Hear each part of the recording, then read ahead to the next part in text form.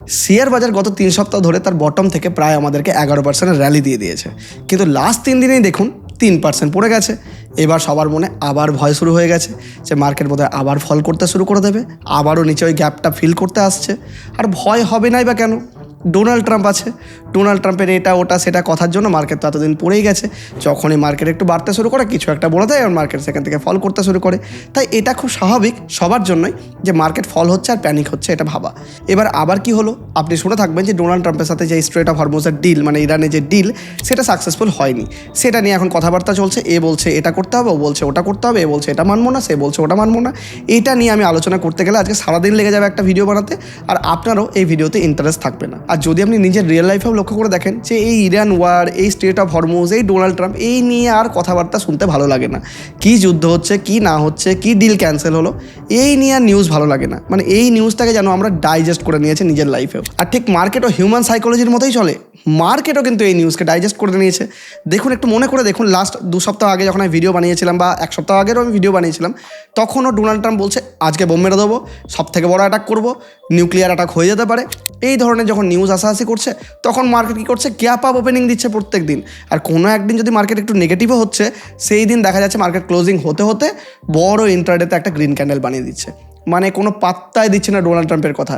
মানুষ যেমন এখন পাত্তা দিচ্ছে না, আপনিও যেমন শুনতে পছন্দ করছেন না, আমিও বলতে পছন্দ করছি না, ডোনাল্ড ট্রাম্পের কথাতে এখন মার্কেটও পাত্তা দিচ্ছে না। কিন্তু আপনি বলবেন তাহলে ডোনাল্ড ট্রাম্পের কথাতে যদি মার্কেট না পড়ছে, তাহলে পড়ছে কেন মার্কেট? কী কারণ রয়েছে?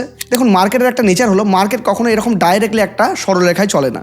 মার্কেট একটু বাড়ে, আবার একটু পড়ে, মানে রিট্রেসমেন্ট করে, আবার একটু বাড়ে, আবার একটু রিট্রেসমেন্ট করে। এই যে রিট্রেসমেন্টগুলো করছে, মানে একটু একটু পড়ছে, সেখানে যারা উইকার হ্যান্ড তারা প্রফিট বুক করে বেরিয়ে যায়, বা অনেকেই দীর্ঘদিন ধরে ফেসে আছে তারাও প্রফিট বুক করে, বা অনেকে প্যানিক করে এরকম সিচুয়েশনে মার্কেট আবার পড়তে পারে, তারা উপর থেকে প্রফিট বুক করে। আর এই প্রফিট বুকিং থেকে কী হয়, মার্কেট একটু বাড়ে, এরকম করে আবার একটু রিট্রেস করে, আবার একটু বাড়ে, আবার রিট্রেস করে, আবার একটু বাড়ে, আবার রিট্রেস করে। তো এটা হচ্ছে মার্কেটের নর্মাল মার্কেটের হচ্ছে নেচার। এটা যদি আজকে না হয়, আর মার্কেট যদি ডাইরেক্টলি এইভাবে বাড়তেই থাকে না, তাহলে একদিন এমন পড়া পড়বে যে সবার পোর্টফোলিওতে নেগেটিভ হয়ে যাবে এবং সবাই ভয় পেয়ে যাবে সেদিন। হ্যাঁ, আমি বুঝতে পারছি যে এখন যে মার্কেট ফল করছে, লাস্ট 3 দিনে 3% পড়ে গেল মার্কেট। এই 3 দিনে 3% পড়ে যাওয়ার জন্য অনেকের পোর্টফোলিওতে নেগেটিভ দেখতে পাচ্ছেন, বা যারা এতদিন প্রফিটে ছিলেন তারা একটু একটু প্রফিটটা কম হতে দেখতে পাচ্ছেন। তার মানে কি মার্কেট আবারও ওই নিচের দিকে গ্যাপটা ফিল করতে আসছে? দেখুন, লাস্ট উইকে আমি ভিডিওতে ডিসকাস করেছিলাম যে 100 EMA 200 EMA কাছে মার্কেটের একটা কিন্তু রেজিস্ট্যান্স পেতে পারে। আর আপনি যদি ভালো করে লক্ষ্য করেন যে ডেইলি ক্যান্ডেলেও মার্কেট কিন্তু ওই 100 EMA থেকে রেজিস্ট্যান্স পেয়েছে। কিন্তু সবাই বলছে যে 50 EMAকেও তো ব্রেক করে দিয়েছে। তুমি তো সবসময় বলো যে 50 EMA একটা ভালো সাপোর্ট লেভেল হিসেবে কাজ করে, তো ওটাকেও তো ব্রেক করে দিয়েছে। তার মানে গ্যাপ ফিল করতে আসছে, মার্কেট আবারও 23,000 আসবে, তারপরে মার্কেট বিরাট বড় ফল, নতুন আবার লো বানাবে। তো তাহলে কি এখন যা আছে সব প্রফিট বুক করে নেবো, নাকি আবারও ইনভেস্টমেন্টের অপরচুনিটি রয়েছে? তো চলুন আজকের ভিডিওতে আমরা ইন ডেপথ আজকে মার্কেটকে অ্যানালাইজ করব, মানে মার্কেটের টেকনিক্যাল অ্যানালাইসিস করে বুঝবো যে মার্কেট আগামী দিনে কোথায় যেতে পারে, মার্কেটের মধ্যে কোথায় সাপোর্ট রয়েছে, কোথায় রেজিস্ট্যান্স রয়েছে, এবং মার্কেট কি ওই যে গ্যাপটা রয়েছে নিচের দিকে 23,000 কাছাকাছি, সেই গ্যাপটাকে কি ফিল করতে মার্কেট আসবে? তাহলে কি যা প্রফিট আছে সেগুলো কি বুক করে নেবেন, নাকি এখানে ইনভেস্টমেন্টের অপরচুনিটি আছে, আর নাকি মার্কেট এখান থেকে আবার আপ ট্রেন্ডে জার্নি শুরু করে দেবে? এটা সিম্পল রিট্রেসমেন্ট ছিল, রিট্রেসমেন্ট থেকে আবার আপ ট্রেন্ড জার্নি শুরু করবে। তাহলে এটাই কি হবে, সেটা আমরা ইন ডেপথ আজকে অ্যানালাইজ করব। আজকের কিন্তু টেকনিক্যাল অ্যানালাইসিস একটু মিস করবেন না। আর তার সাথেও আমরা ভিডিও সেকেন্ড পার্টে ডিসকাস করব যে আগামী দিনে কোথায় কোথায় কোন কোন এরিয়াতে একটু অপরচুনিটি দেখা যাচ্ছে, কোথায় মার্কেট এখনও আমাদেরকে সুযোগ দিচ্ছে, সেটাও আমরা ইন ডেপথ আলোচনা করব। এবং তার সাথে ভিডিওর লাস্ট পার্টে আমরা ডিসকাস করব আপনাদের ফেভারিট পার্ট, স্টক নিয়ে আলোচনা। সেই স্টকগুলো, যেই স্টকগুলো আপনারা গত ভিডিওতে কমেন্টে জানিয়েছিলেন এবং যার মধ্যে সবথেকে বেশি লাইক এসেছিল। তো আজকে সেই সমস্ত স্টক নিয়ে আজকে আমরা ডিসকাসও করব, ফান্ডামেন্টাল অ্যানালিসিস করব এবং দেখব যে সেই স্টকগুলোর ফান্ডামেন্টাল এখন কেমন রয়েছে। তো চলুন ভিডিও শুরু করা যাক। তো দেখুন, প্রথমে আমরা নিফটি ডেইলি চার্ট ওপেন করে নিয়েছি। আমরা গত সপ্তাহে ডিসকাস করেছিলাম যে এই লেভেল থেকে দেখুন লোয়ার লো প্যাটার্ন মার্কেট ক্রিয়েট করছিল। মানে আমরা কীভাবে বলেছিলাম, দেখুন এখানে নামলো, এই জায়গায় লো বানালো, আবার নিচে নামলো, নতুন লো বানালো, আবার নিচে নামলো, নতুন লো, আবার নিচে নামলো, নতুন লো, এভাবে লোয়ার লো প্যাটার্ন ক্রিয়েট করছে। এটা আমরা গত সপ্তাহে কিন্তু এই ড্রয়িংটা করে রেখেছি। এবার আমরা কি দেখলাম, মার্কেটের মধ্যে মার্কেট আবার হায়ার হাই প্যাটার্ন ক্রিয়েট করতে শুরু করলো। দেখুন এই হাইকে ব্রেক করে মার্কেট উপর দিকে চলে গেল, আবার নেক্সট এই হাইকেও ব্রেক করে মার্কেট উপর দিকে গেল, আবার নেক্সট নিজের এই হাইকেও ব্রেক করে মার্কেট উপর দিকে গেল। কিন্তু আমি কি বলেছিলাম যে এই লেভেলটাই দেখুন মার্কেট একবার সাপোর্ট এর আগে নিয়েছে, এখানেও সাপোর্ট নিয়েছে, আর এখানে এই সাপোর্টটাকে ব্রেক করে মার্কেট ফল করেছে। তো খুব হাই পসিবল চান্স যে এই যে লেভেলটা রয়েছে, এই লেভেলে মার্কেট রিজেকশন নিতে পারে, যেটা আমরা গত সপ্তাহে ইন্ডিকেশন দিয়েছিলাম আপনাকে। আর কেন বলেছিলাম রিজেকশন নিতে পারে, আমরা এই লেভেলে কি দেখতে পাচ্ছিলাম, এই যে ব্ল্যাক কালারের লাইন, এটা হচ্ছে 200 EMA, আর এই যে গ্রিন কালার লাইন সেটা হচ্ছে 100 EMA। তো দেখুন এক্স্যাক্টলি একদম 100 EMA এর কাছাকাছি থেকেই মার্কেট কিন্তু এখানে রিজেকশন পেয়েছে এবং মার্কেট ফল করছে। আর আমরা যদি এই ড্রয়িংগুলো আরেকবার সরিয়ে নিই তাহলে দেখবেন যে এইখানে মার্কেট যে 50 EMA, মানে এই যে লাইনটা দেখতে পাচ্ছেন এটা হচ্ছে 50 EMA লাইন, 50 EMA লাইনটাকেও কিন্তু মার্কেট এখানে ব্রেক করে দিয়েছে। এবার ঘটনা হচ্ছে আগামী দিনে তাহলে কি হতে পারে। দেখুন গত সপ্তাহে যেটা ডিসকাস করেছিলাম সেইটাই ইনট্যাক্ট থাকবে। একটু টেকনিক্যাল অ্যানালিসিসটা ভালো করে বুঝুন। দেখুন মার্কেট হায়ার হাই প্যাটার্ন অবশ্যই ক্রিয়েট করছে, মার্কেট এখান থেকে আবার বেরোচ্ছে, আবার এখান থেকে পড়ে আবার বেরোচ্ছে। তো এখানে এই লেভেলটা একটু ব্রেক করেছে, কিন্তু আমি আপনাকে কি বলেছিলাম, দেখুন লাস্টে যখন এখানে একটা রেড ক্যান্ডেল বানিয়েছিল তখন আমি এই রেড ক্যান্ডেলটা দাগ দিয়েছিলাম। এটা কত, ওই 23,690, মানে 23,700 ধরে চলুন। আমি বলেছিলাম যে এই রেড ক্যান্ডেলটার নিচে যেন মার্কেট ক্লোজিং কোনোভাবেই না দেয়, তাহলে মার্কেট কিছুটা বেসিসে শর্ট টার্ম বেসিসে উইক হয়ে যাবে এবং মার্কেট অবশ্যই এই গ্যাপ ফিল করতে আসতে পারে। কিন্তু এই যে টোটাল গ্যাপটা পড়ে আছে, আমরা আরও একটু ফ্রেশ করে নিই চার্টটাকে। দেখুন এই যে টোটাল গ্যাপটা আছে, এই টোটাল গ্যাপটাকে ফিল করতে যেন মার্কেট না আসে। যদি মার্কেট এই টোটাল গ্যাপটাকে ফিল করতে আবার চলে আসে তাহলে মার্কেট কিন্তু হয়ে যাবে একদম উইক। আর ঠিক সেই ভিডিওটা বানানোর পরেই দেখুন মার্কেট কিন্তু একটা গ্যাপ ডাউন ওপেনিং হয়। আমাকে সবাই মিলে সেদিন কমেন্ট করতে শুরু করেছিলেন যে ভাই মার্কেট তো গ্যাপ ডাউন ওপেনিং। আমি বললাম দিন এখনও শেষ হয়নি, ওয়েট করুন। কি হলো, মার্কেট দেখুন এই যেই লাইনটা আমি টেনেছিলাম তার উপরে গিয়ে একটা প্রপার গ্রিন ক্যান্ডেলে ক্লোজিং দিল, কিন্তু অনেকেই ছিল না, অনেকেই সেই গ্রিন ক্যান্ডেলটাকেও মানতে পারেনি, বলছে আবার পড়বে।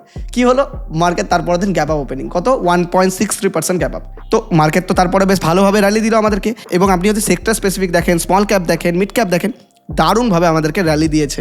মানে নিফটি লেভেলে যত না র্যালি দেখতে পাচ্ছি তার থেকে বেশি sector specific mid cap small ক্যাপের মধ্যে আমরা র্যালি দেখতে পাচ্ছি। এবং আমার কাছে প্রচুর কমেন্টও এসেছে যে দাদা আমরা এখন প্রফিটেবল হয়ে গেছি বা আমাদের স্টকগুলো এখন অনেকটাই পজিটিভে এসেছে।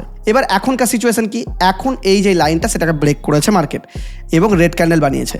কিন্তু আমরা আবারও ওই একই জিনিসে শর্ট টার্ম বেসিসে একটু নেগেটিভ ভিউ কখন রাখবো, যখন এই যে লাইনটা মানে 23,670 লেভেল, মানে 23,700 ধরে চলুন আপনি, এই লাইনটার নিচে যদি মার্কেট একটা ক্লোজিং দেয়, মনে রাখবেন কিন্তু ক্লোজিং দেয়, তাহলে আমরা মার্কেটে শর্ট টার্ম বেসিসে একটু হলেও নেগেটিভ হতে পারি। কিন্তু ওভারঅল মার্কেটের ভিউ এখনও অবধি ইনট্যাক্ট রয়েছে, কারণ মার্কেট প্রপার হাই প্যাটার্ন বানাচ্ছে, এখানে হাই কন্টিনিউয়াসলি হাই বানাচ্ছে এবং এটা একটা স্মলার রিট্রেসমেন্ট হতে পারে। যদি রিট্রেসমেন্ট হয় তাহলে মার্কেট আবার এখান থেকে বাড়বে এবং এই লেভেলটাকে ব্রেকআউট দিতে পারে। এবং এখানে এই লেভেলে যে রিজেকশন নিয়ে মার্কেট পড়েছে এটা কিন্তু খারাপ সাইন নয়, খুবই ভালো সাইন। কোনো একটা রিজেকশন লেভেলকে মার্কেট যদি রেসপেক্ট করবে তবে তো মার্কেট স্ট্রং। যদি মার্কেট যদি ফটফট করে বাড়তে থাকে তাহলে কি স্ট্রং, ভয় লাগবে আপনাদের, আমারও ভয় লাগবে তখন। আর আপনি যদি এখন ইন্ডিয়ান রুপিসের ইন্ডেক্স দেখেন তাহলে দেখবেন এখন রুপিস ডিপ্রিসিয়েট হচ্ছে, মানে বাড়ছে মানে ডিপ্রিসিয়েট হচ্ছে। কি হয়েছিল, এখানে আপনার যে এনডিএফ আর এনওপিতে ব্যান লাগিয়ে দিয়েছিল সেবি, মানে বলেছিল যে বিদেশের মধ্যে টাকা পয়সা আপনি আর বেশি হেজিং করতে পারবেন না বা আমাদের রুপিকে শর্ট সেল করা যাবে না, ইন্ডিয়ান ব্যাঙ্কদেরকে বলেছিল। আপনি জানেন গত সপ্তাহের ভিডিওতে আমরা এটা নিয়ে ডিপ ডিসকাস করেছি। কিন্তু কি হলো, ব্যাঙ্কসদের প্রচুর লস হতে লেগেছিল। ব্যাঙ্কসরা রিকোয়েস্ট করলো আরবিআইকে যে না আমরা রুপিকে শর্ট সেল করবো, মানে এক কথায় রুপিকে শর্ট করছে, ডলার বাই করছে। রুপিকে শর্ট করা মানে কি, রুপি ফল করবে, ডলার বাই করা মানে কি ডলার আপে যাবে, সেটাই হচ্ছিল। কিন্তু কি করলো, আরবিআই ব্যান করে দিয়েছিল। কিন্তু ব্যাঙ্কসদের অনেক লস টস হয়েছিল, অনেক পজিশন ছিল ব্যাঙ্কসদের। তো আরবিআই কী করলো, 20 তারিখে এসে বললো যে না না না যেটা আমরা করেছিলাম ওটাকে আমরা তুলে দিলাম, আবার নর্মালি হোক। এটা একটু শর্ট টার্ম বেসিসে আমরা করেছিলাম, মানে অ্যাকচুয়ালি আরবিআইয়ের করার কিছু ছিল না, বুঝতে পারলেন তো। এমন রুপি ফল করতে শুরু করেছিল, মানে রুপি $1 ইকুয়াল টু প্রায় 95 রুপিসের উপরে চলে গেছিলো। তো এমন ফল করেছিল যে আরবিআইকে মাঝে আসতে হয় এবং একটা প্রিকশনারি মেজার নিতে হয়, যার জন্য কিন্তু রুপি ফাইনালি আমাদের অ্যাপ্রিসিয়েট হয়েছে। টপ থেকে পড়েছিল কত, ওই মোটামুটি 3% অ্যাপ্রিসিয়েট হয়েছে, যেটা কিন্তু লাস্ট 12 বছরের মধ্যে সবথেকে বেশি অ্যাপ্রিসিয়েশন রুপিস। কিন্তু আবারও কি দেখলাম, 20 তারিখে অ্যানাউন্সমেন্ট যেই করলে দেখুন একটা 20 তারিখে ক্যান্ডেল, আবার দেখুন রুপি ফল করতে শুরু করে দিল, রুপি এখন 94 চলে গেছে, যেটা কিন্তু একটু কশাস সাইন অবশ্যই। আর আপনি যদি দেখেন ক্রুড অয়েল মাঝে একটু বেড়ে গেছিলো, এটা হচ্ছে WTI ক্রুড অয়েল, যেটা বেড়ে হয়েছিল 98-এর কাছে চলে গেছিলো। যদি আমরা লাস্ট ট্রেডিং সেশনে একটা রেড কালার দেখতে পাচ্ছি, 94 চলছে। আর এখানেও ব্রেন্ট ক্রুড দেখুন গ্যাপ ডাউন ওপেনিং হয়েছে, এটাও $99 মতো চলছে, যদিও খুব একটা ভালো লেভেলে নেই, একটু নেগেটিভ সাইনেই আছে। কিন্তু আপনি যদি আমেরিকান মার্কেট এখানে চেক করেন তাহলে আমেরিকান মার্কেট, এটা ডাউ জোন্সের মার্কেট দেখাচ্ছে, আমেরিকান মার্কেটের ট্রেন্ড কিন্তু হায়ার হাই রয়েছে, বেশ ভালো লাগছে ট্রেন্ড কিন্তু। আর 50 EMA 100 EMA সবের উপরে রয়েছে। আর ন্যাসড্যাক যদি দেখেন, ন্যাসড্যাক তো একদম অল টাইম হাই চলছে, all time high American market. মানে আমাদের ইন্ডিয়ান মার্কেট অনেক সময় আমেরিকান মার্কেটের সাথেই চলে, তো ওই জন্য আমি এটা দেখাচ্ছি। আর যদি এশিয়ান মার্কেটসও দেখেন তাহলে দেখবেন জাপান এখন অল টাইম হাইয়ের কাছাকাছি ট্রেড করছে। আর আপনি যদি হ্যাংসেং ইন্ডেক্সও দেখেন তাহলে হ্যাংসেং ইন্ডেক্স একটু ইন্ডিয়ার মতোই চলছে, কিন্তু দেখুন 50 EMA কে আবারও রিকভার করে নিয়েছে হ্যাংসেং ইন্ডেক্স। তো 50 EMA লেভেল, এটা কিন্তু খুব ইম্পর্টেন্ট। মানে এই যেই ইয়েলো কালার লাইনটা দেখতে পাচ্ছেন, এটার উপরে যদি মার্কেট আবার একটা ক্লোজিং দেয়, তাহলে মার্কেট আবারও বুলিশ হয়ে যাবে। আর না হলে মার্কেট এখানে ঝিমাবে, টাইম কারেকশন করবে, এসব চলবে আর কি মার্কেটের মধ্যে। তো মার্কেটে ওভারঅল স্ট্রাকচার এখনো ইনট্যাক্ট রয়েছে। এটা সিম্পল রিট্রেসমেন্ট বলে আমাদের মনে হচ্ছে। যতক্ষণ না এই যে লাইনটা দেখতে পাচ্ছেন এটা ব্রেক করছে, আমি মার্কেটের মধ্যে শর্ট টার্ম বেসিসেও নেগেটিভ কিন্তু একদম হবো না, বরং পজিটিভই থাকবো। তাহলে আমি আমার ভিউ আপনাকে ক্লিয়ারলি বোঝাতে পারলাম। তো চলুন এবার আমরা দেখবো যে কোন কোন জায়গায় এই মুহূর্তেও অপরচুনিটি রয়েছে, কোথায় সুযোগ রয়েছে। তো সেটা ডিসকাস করার আগে যারা এখন অবধি স্টক মার্কেটে নতুন রয়েছেন, মিউচুয়াল ফান্ডে নতুন রয়েছেন, ইনভেস্টমেন্ট করতে যান, নতুন কোনো স্টকের মধ্যে এসআইপি করতে যান, বা লং টার্মে কোনো স্টক বাই করতে চান, বা আমারই মতো এরকমভাবে চার্ট স্টাডি করতে চান, আমাদের ডিসক্রিপশন আর পিন কমেন্টের মধ্যে জেরোধার লিঙ্ক রয়েছে। একদম ফ্রিতে উইদাউট এনি এক্সট্রা চার্জেস আপনার অ্যাকাউন্ট ওপেন হয়ে যাবে। এবং আমাদের লিঙ্ক থেকে আপনি যদি অ্যাকাউন্ট ওপেন করেন, তাহলে ইন ফিউচার আপনার যদি অ্যাকাউন্ট রিলেটেড কোনো প্রবলেম হয়, অবশ্যই বুল অফ বেঙ্গল অফিসিয়াল ইমেল আইডিতে মেল করবেন। আমরা আপনার প্রবলেম ডাইরেক্টলি আমাদের জেরোধার টিমের সাথে কথা বলে রেকটিফাই করে দেবো, সেটা সম্পূর্ণ আমাদের হেডেক। তাই এখনই যান ডিসক্রিপশন আর পিন কমেন্টে একদম ফ্রিতে জেরোধার লিঙ্ক থেকে অ্যাকাউন্ট আজই ওপেন করে নিন। এবং অ্যাকাউন্ট ওপেন করে ফেলে রাখবেন না, মিনিমাম ইনভেস্টমেন্ট শুরু করুন। কারণ আমি চাই যে পশ্চিমবঙ্গের প্রত্যেকটা মানুষই ইনভেস্টমেন্টের জগতে পা রাখুক এবং নতুনভাবে ইনভেস্টমেন্ট শুরু করুক। যদি আপনি অ্যাকাউন্ট ওপেন করে ফেলেই রাখেন, তাহলে ফেসবুক টুইটারের মতো ব্যাপার হয়ে গেল। তাহলে অ্যাকাউন্ট করা না করা একই তো ব্যাপার। তাহলে আমি বলবো অ্যাকাউন্ট করেন না। কিন্তু আপনি যদি নিজের ফিউচারের জন্য সিকিওর থাকতে চান, নিজের ফিউচারকে প্রোটেক্ট করতে চান, অবশ্যই ইনভেস্টমেন্ট জার্নি শুরু করুন। তো চলুন আমরা দেখবো যে কোন কোন সেক্টরে এখন অপরচুনিটি রয়েছে। তার আগে একবার ইন্ডিয়া ভিক্সটা দেখেন। ইন্ডিয়া ভিক্স 19-এর কাছাকাছি চলছে, যেটা খারাপ নয়, কিন্তু 15 নিচে হলে বেশ ভালো। মাঝে 15 নিচে 16 ধারে কাছে চলে গেছিলো। তো ঠিক আছে, একটু প্যানিক রয়েছে মার্কেটে, ঠিক আছে, এটা তো বলাই যায়। আর মানুষের প্যানিক এখন রয়েছে, কারণ ডোনাল্ড ট্রাম্প যতদিন রয়েছে প্যানিক চলছে। এবার ঘটনা হচ্ছে, আমি আগের সপ্তাহে বলেছিলাম যে দেখুন, আগের সপ্তাহে নয়, মানে অ্যাকচুয়ালি তারও আগের সপ্তাহে বলেছিলাম, 2 সপ্তাহ আগে। তো দেখুন, আমি বলেছিলাম যে কমোডিটি ইন্ডেক্স এখানে বলেছিলাম। তো কমোডিটি ইন্ডেক্স এখান থেকে কতটা হাই লাগেছিল, 6%। আর আপনি যদি কমোডিটি স্টক দেখেন, স্টকগুলো 10-20% করে বেড়েছে স্টকগুলো, কমোডিটি স্টকের কথা যদি আপনি বলেন। তো কমোডিটি ইন্ডেক্স এখন বেশ অল টাইম হাই হিট করে দিয়েছে, মানে অল টাইম হাই ব্রেকআউট, এবং তার পাশে রিট্রেসমেন্ট দেখতে পাচ্ছি। তো এই ইন্ডেক্সটাই এখনও আমার অনেক ভালো লাগছে, মানে অলরেডি ভালো লাগছিল, এখনও আমার ভালো লাগছে, মানে এটা রিট্রেসমেন্ট ফিল হচ্ছে। এবং দেখুন নিচ থেকে বাইং হয়ে এসেছে। তো কমোডিটি ইন্ডেক্স আমার ভালো লাগলো। নেক্সট হচ্ছে নিফটি মেটালে দেখুন রিট্রেস করছে, অল টাইম হাই ব্রেকআউট দিয়ে রিট্রেস করছে। দেখুন যেগুলো নিয়ে আলোচনা করেছে সেগুলো দেখুন অল টাইম হাই হিট করে দিয়েছে। আর তারপরে দেখুন এই মুহূর্তে নিফটি ইনফ্রা একটু ভোলাটাইল রয়েছে। ইনফ্রাতে আমার খুব একটা এখন অবধি ভালো লাগছে না।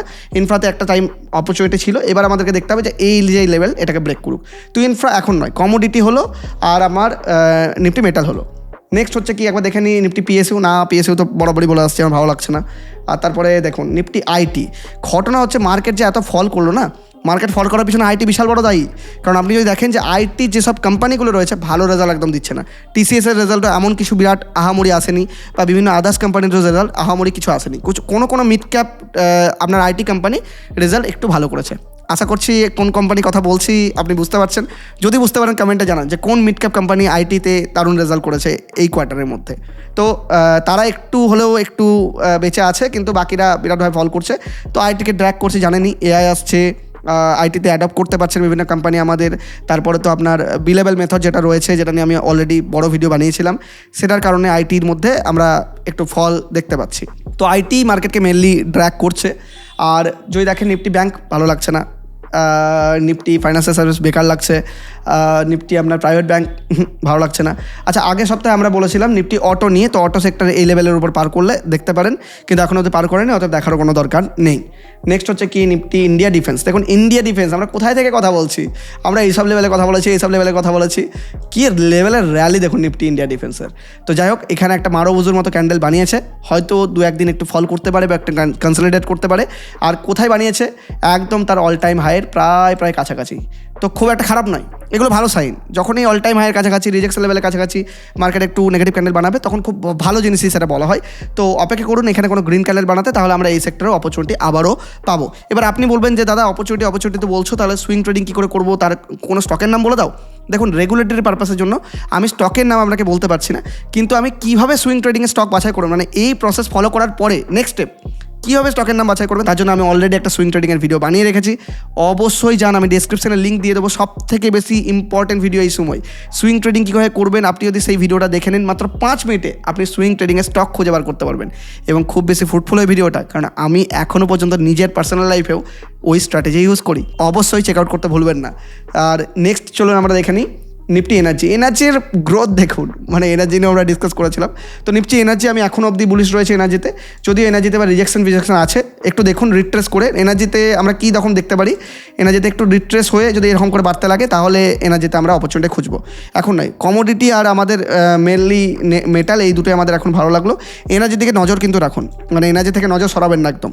নেক্সট হচ্ছে কি নিফটি অয়েল অ্যান্ড গ্যাস, ভালো লাগছে না, বেকার একদম। নিফটি পিএসসি ইন্ডেক্স, দেখুন পিএসসি কিন্তু লাস্ট কয়েকটা দিনে বেশ ভালো র্যালি কিন্তু আমাদেরকে এখানে দিল।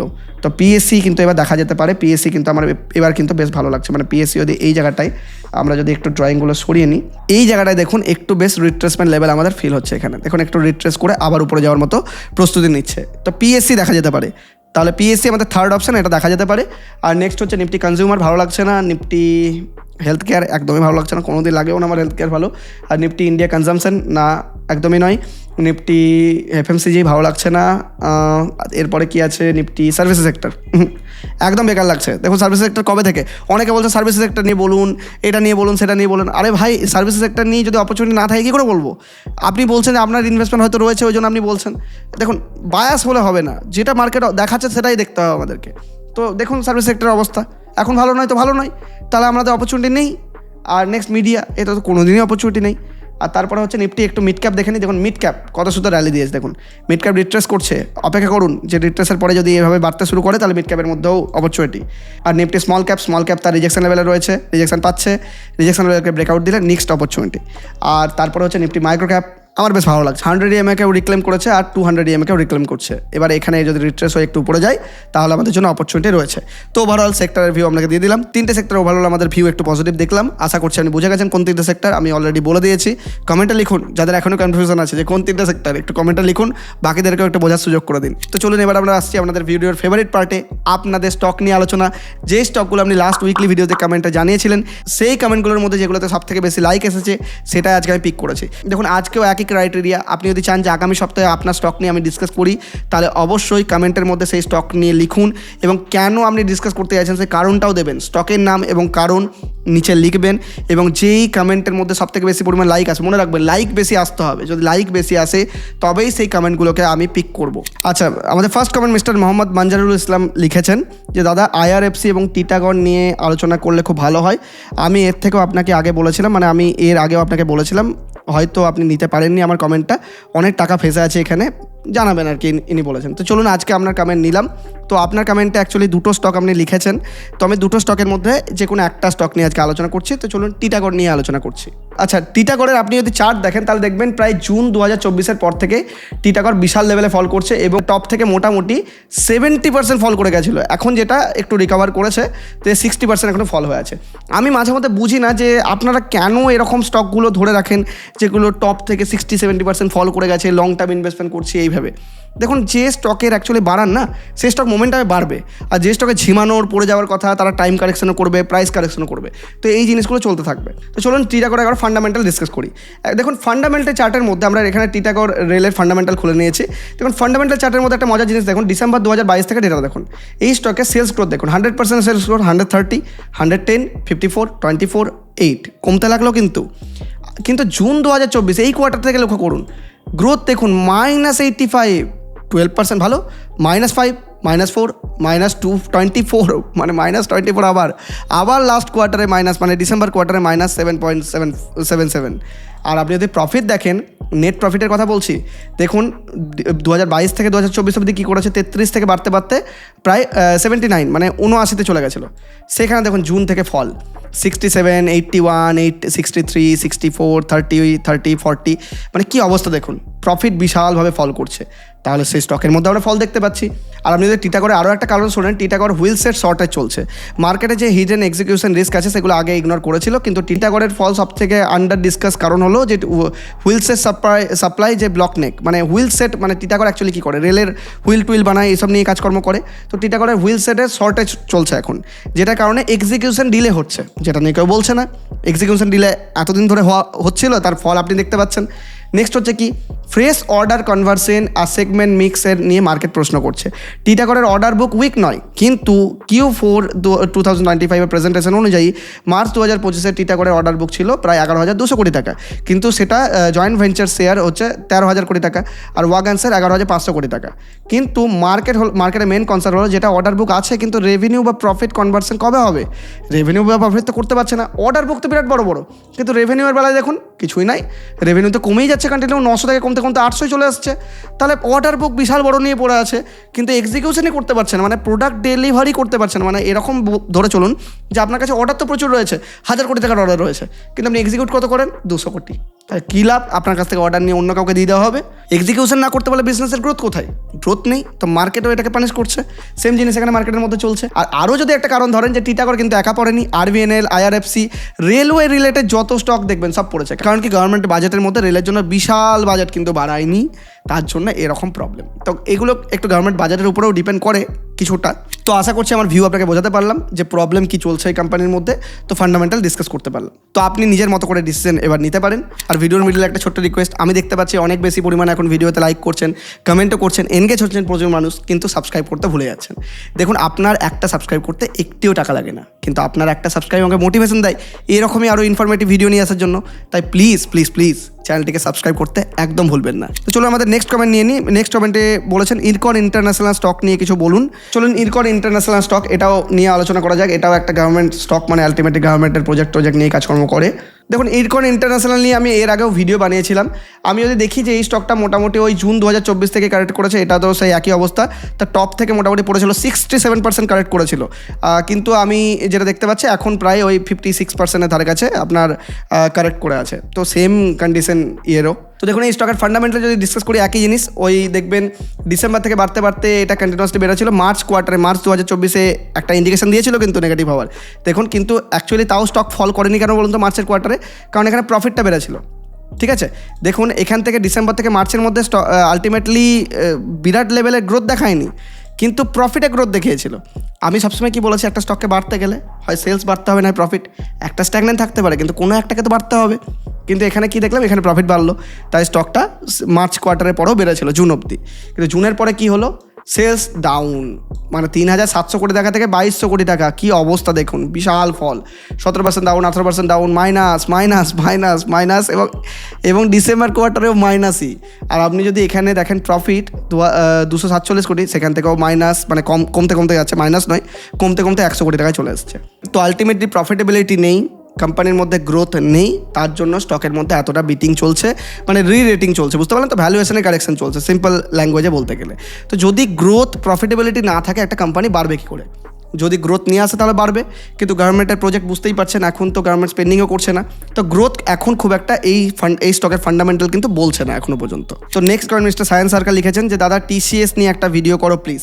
অ্যাকচুয়ালি TCS নিয়ে কেন বলেছে, TCS এর রেজাল্ট যেটা এসেছিলো সেটা মিডলে ভালো এসেছিলো, মানে ভালো মানে কি ওভারঅল একটু ভালোভাবে বলতে পারেন, কিন্তু স্টকটা 2 দিন বেড়েছিল আবার ফল করতে শুরু করেছে। আমরা যদি TCS এর টপ থেকে ধরি, টপ থেকে TCS এখন ফল করে বসে আছে প্রায় 48%, বিরাট ফল ছিল কিন্তু 49, প্রায় 50% ধারে কাছে, এখনও প্রায় 47-48-এ ফল করছে। রেজাল্ট আসার পরেই স্টকটা 2-1 দিন বেড়েছিল, তারপরে আবার সে একই কন্ডিশন, ফল। কেন ফল? তো চলুন TCS এর একবার কোয়ার্টারলি সেলস একবার দেখে নিই। TCS এর সেলস দেখুন বরাবরই যে খুব ভালো ছিল তা তো নয়, কিন্তু কি হচ্ছিল যে এগুলোতে মানে AI সেক্টরে বুম এসেছিলো। আপনি জানেন যখনই কোনো একটা সেক্টরের মধ্যে বুম আসে না, তখন সেই সেক্টর থেকে সব স্টক বাড়তে শুরু করে, মানে যে ভালো স্টক সে তো চরম বাড়ে, আর যে খারাপ স্টক সেও তার পিছু পিছু ছোটে। কিন্তু ঘটনা কি হয়, যখন সেই সেক্টরটাই ডাউন চলে, মানে যেমন ধরুন এখন IT সেক্টর খুব ডাউন চলছে, সেক্টরাল ভিউই নেগেটিভ চলছে, ইন্ডিয়ান আইটিকে খুব নেগেটিভ চোখে দেখা হচ্ছে, তাহলে কি অলরেডি সেক্টর রিরেটিং হচ্ছে, তার সাথে স্টকগুলো তো খারাপ করছেই, পড়ছে দুমদুম করে পড়ছে, একই জিনিস চলছে, তো ভালো রিটার্ন দেয়নি। আপনি দেখবেন যে জুন কোয়ার্টারেও গ্রোথ নেই, 5%, 7%, 5%, 7%, 1%-1%-এর গ্রোথ দিয়েছে, 2%, 4%, 9% এরকম গ্রোথ।